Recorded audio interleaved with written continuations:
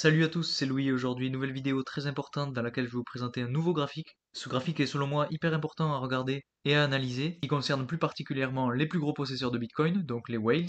Ce graphique montre aujourd'hui une tendance très importante et qui à mon avis doit être analysée de près.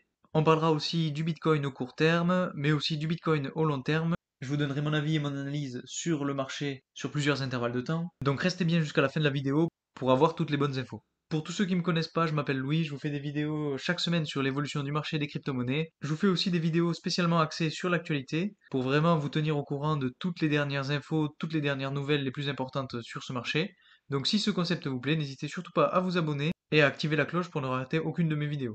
Alors commençons directement par l'analyse du Bitcoin sur un graphique avec des chandelles de 4 heures. Sur ce graphique, on peut voir qu'on a eu cette grosse poussée qui datait donc du 28 février et qui a permis de monter le prix du Bitcoin jusqu'à environ 44 500 $. Depuis ce top du marché le 2 mars, on est redescendu jusqu'à environ 40 000 $ en environ 2 jours, ce qui fait à peu près donc une perte de presque 10%, donc c'est déjà pas mal. Mais il fallait s'y attendre parce que vraiment on avait vu qu'on avait une grosse résistance ici à 44 500 $ qui nous avait posé problème, notamment ici à plusieurs reprises à la mi-février. Elle nous avait rejeté, on était descendu jusqu'à ce bottom qu'on a ici à presque 35 000 $. Et donc aujourd'hui, si on essaye de regarder un petit peu le prochain niveau de support, on peut voir qu'on est en train de tracer une courbe de tendance haussière qu'on a ici et qui est plutôt bon signe.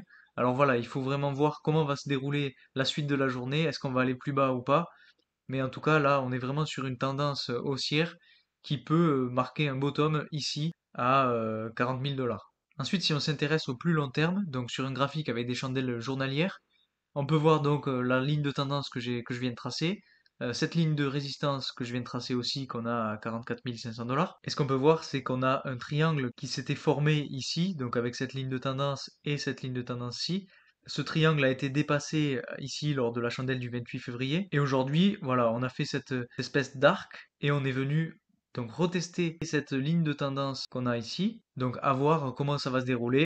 Est-ce que ça va être un support? Est-ce qu'on va réussir à rebondir et aller vers le haut ou est-ce qu'on va casser à la baisse? Et là, ce sera plus inquiétant parce que on perdra cette ligne de tendance et on perdra cette ligne de tendance. Mais pour l'instant, on est quand même au-dessus, donc faut rester optimiste.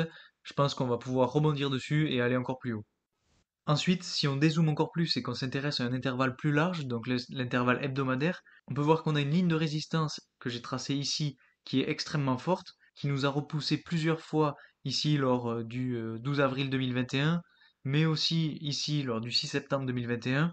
Et là, donc actuellement, en janvier 2022, on s'est fait repousser plusieurs fois, donc une fois, deux fois, trois fois, quatre fois, et là aujourd'hui on est sur la cinquième fois.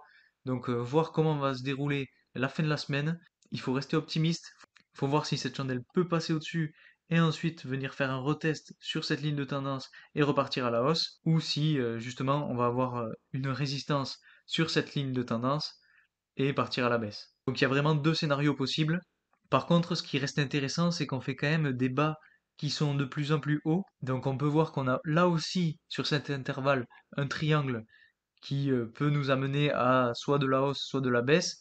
Donc on aura sans doute des réponses lors de la mi-mars. Bien sûr, je vous tiendrai au courant sur ce qui va se passer à ce moment-là. Ensuite, ce qu'il faut regarder, c'est les moyennes mobiles. On peut voir qu'aujourd'hui, le prix du Bitcoin est coincé entre cette moyenne mobile qu'on a ici violette et cette moyenne mobile qu'on a ici verte. Les taux est en train de se resserrer entre ces deux moyennes mobiles. Cette moyenne mobile verte va continuer à monter comme ceci et cette moyenne mobile violette va continuer à descendre comme ceci. Et je pense que petit à petit, on va venir voir une consolidation dans ce sens-là du prix du Bitcoin. Je pense qu'il faudra s'intéresser plus particulièrement aux moyennes mobiles pour voir comment se comporte le prix du Bitcoin et voir si on arrive à dépasser cette moyenne mobile violette ou au contraire si on casse à la baisse cette moyenne mobile bleue. Ce qui est intéressant de regarder, c'est que cette moyenne mobile nous a soutenu plusieurs fois auparavant et que je pense qu'on peut vraiment compter sur cette moyenne mobile pour continuer à nous soutenir. Par contre, en ce qui concerne cette moyenne mobile là, donc la violette, je pense qu'on aura plus de mal à passer au-dessus parce que c'est vraiment une résistance qui est très forte. Donc à voir comment ça va se passer dans les prochains jours, voire les prochaines semaines.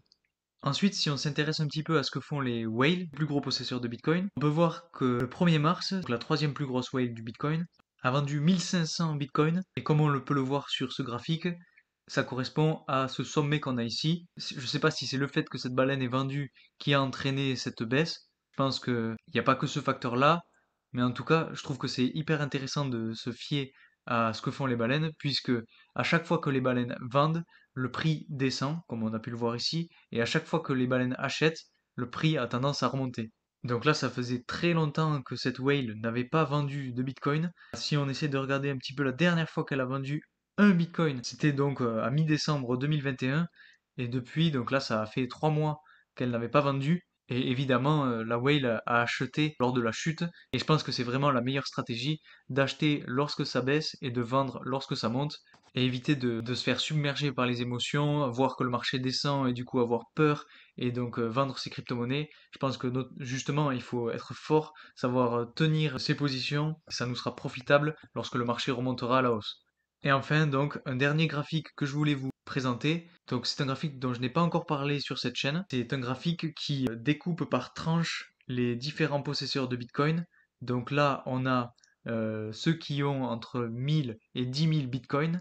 Donc, c'est les grosses baleines en gros. Les baleines qui sont un petit peu plus petites, qui ont entre 100 et 1000 Bitcoin, etc. Ensuite, celles qui ont entre 10 et 100 Bitcoin, entre 1 et 10 Bitcoin, et ceux qui ont moins de 1 Bitcoin. Donc, comment marche ce graphique? Ici, on a la courbe d'évolution du prix du Bitcoin, et ici, donc ce rectangle permet d'identifier grâce à différentes couleurs lorsque les gens achètent ou vendent leur Bitcoin. Plus c'est rouge, plus ils achètent, plus c'est bleu, plus ils vendent.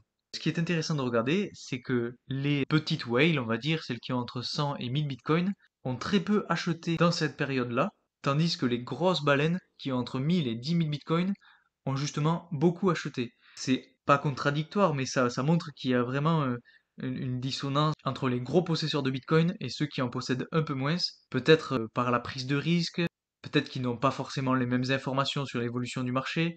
En tout cas, voilà, je n'ai pas la réponse aujourd'hui, mais ce qui est intéressant de regarder aujourd'hui, c'est que ceux qui ont moins de 1 Bitcoin, donc les personnes lambda qui débutent dans la crypto-monnaie, on va dire, ont recommencé d'acheter. Là, voilà, on a vu le bas du marché ici, les gens ont recommencé à acheter à ce niveau-là, tandis que les autres baleines n'ont pas du tout acheté, n'ont pas commencé à racheter. Ça montre vraiment que lorsqu'on a un peu plus d'enthousiasme sur les crypto-monnaies, lorsque le marché repart un peu plus à la hausse, qu'on a de bonnes nouvelles, eh bien, les gens commencent à acheter, les nouveaux arrivants dans les crypto-monnaies commencent à acheter, et bien sûr, ils achètent du Bitcoin en priorité, et c'est ce qui montre que là, on a cette barre orange foncé lorsque le prix est remonté.